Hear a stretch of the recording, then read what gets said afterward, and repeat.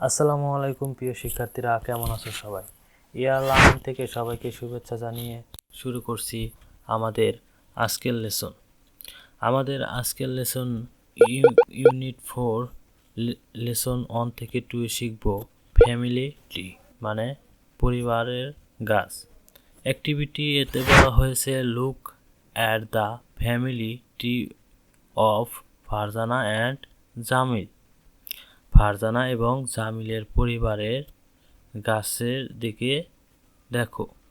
আমরা দেখতে পাচ্ছি যে ছবিটা দেওয়া আছে, সেই ছবিটার মাঝে ফারজানা এবং জামিলের পরিবার বা বাবা মা দাদা দাদির সবার ছবি একটি গাছের সাথে দেওয়া হয়েছে।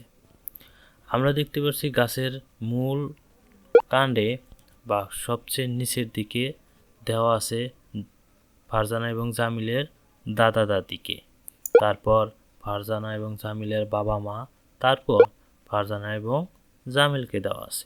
আমরা অ্যাক্টিভিটি বিতে দেওয়া আছে answer the question about the family tree. এই পরিবারের যেটি গাছের সাথে ছবিগুলো দেওয়া আছে তার প্রশ্নের উত্তর দেই।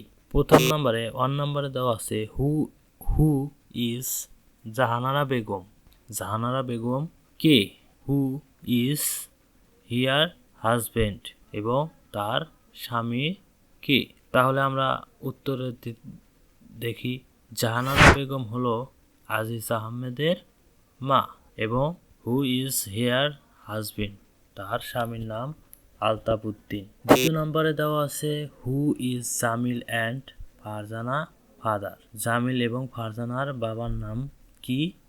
হু ইজ দেয়ার মাদার, এবং তাদের মায়ের নাম কি? তাহলে জামিল এবং ফারজানার বাবার নাম হচ্ছে আজিজ আহমেদ এবং মায়ের নাম হচ্ছে রেহানা পারভিন। 3 নম্বরে দেওয়া আছে who is Aziz Ahmed father. Aziz আহমেদের বাবা কে, বা আজিজ আহমেদের বাবার নাম কি?